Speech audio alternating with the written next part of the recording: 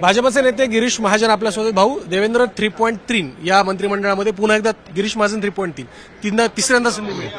निश्चित 14 ते 19 मध्ये देवेंद्रजी 5 वर्ष मुख्यमंत्री होते, त्यावेळेला सुद्धा मला संधी मिळालेली होती. मागे 2.5 वर्ष त्यावेळेला मला संधी दिली पक्षाने आणि आताही संधी दिली. खरं म्हणजे मी मनापासून आधी आभार व्यक्त करतो आमच्या सगळ्या पक्षश्रेष्ठींचे. दिल्लीतले आमचे पक्षश्रेष्ठी आहेत, मग अमित भाई असतील, माननीय नड्डाजी असतील. अतिशय मोठा विश्वास त्यांनी माझ्यावर, माझ्यासारख्या 7 छोट्या कार्यकर्त्यांच्या ठिकाणी दाखवलेला आहे. त्याचबरोबर राज्यामध्ये बावनकुळे साहेब आहेत, त्याबरोबर देवेंद्रजी सुद्धा आहेत, यांनी सुद्धा माझ्यावर एक मोठा विश्वास. गडकरी साहेब सुद्धा आमचे आहेत, यांनी एक मोठी जबाबदारी पुन्हा तिसऱ्यांदा माझ्या खांद्यावर ठिकाणी दिलेली आहे. आणि यावेळेला आनंदाचा क्षण असा की थंब मेजॉरिटी, म्हणजे एवढी मेजॉरिटी आमची कधी नव्हती, एवढी मेजॉरिटी आमची या ठिकाणी आहे. आणि देवेंद्रजी पुन्हा मुख्यमंत्री झालेले आहेत. मागचे 5 वर्ष मी त्यांच्या नेतृत्वाखाली काम केलं. मध्ये 2.5 वर्ष शिंदे साहेब होते. आता पुन्हा 5 वर्ष देवेंद्रजीच्या नेतृत्वाखाली मला काम करण्याची संधी मिळालेली. निश्चित याचा आनंद आहे. भक्कम बहुमताच्या जोरावर जे सरकार बनते त्यामध्ये यंग ब्रिगेडचा एक नवा प्रयोग महाराष्ट्राच्या धर्तीवर होतोय.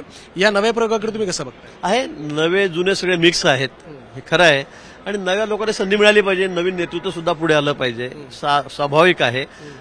त्यात काही आमच्यासारखे जुन्या लोकांनाही त्यात घेतलं गेलेलं आहे, याचाही आम्हाला आनंद आहे. पण आमचाही अनुभव आहे, देवेंद्रसारखं अनुभवी नेतृत्व आमच्या पाठीशी आहे, बावनकुळे साहेब पण आहेत. त्यामुळे मला असं वाटतं की एक चांगलं काम राज्यामध्ये यावेळेला होईल. आणि जनतेच्या ज्या अपेक्षा आमच्याकडे आहेत, कारण एवढ्या मोठ्या मताधिकाऱ्यांनी त्यांनी मला निवडून दिलेलं आहे की त्यांची खूप मोठ्या अपेक्षा आता आमच्याकडून आहे, सरकारकडून आहे. निश्चित ते पूर्ण करण्यासाठी आम्ही काहीही करू.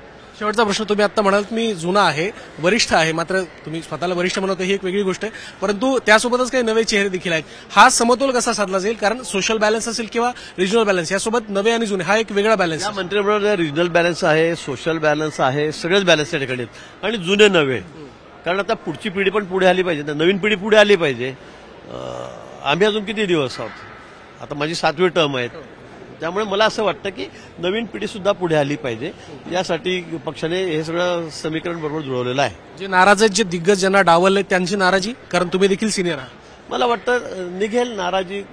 शेवटी ते पण मंत्री राहिलेले आहेत, सिनियरिटी त्यांची पण आहे, साहजिक आहे त्यांना नाराज असणं.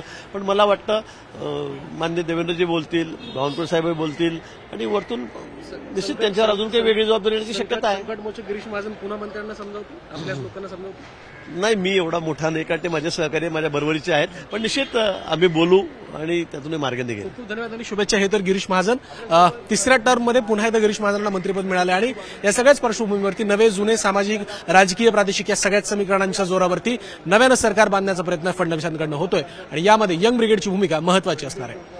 विनोद जर्नलिस्ट शीलसह मी ओम देशमुख, झी मीडिया, नागपूर.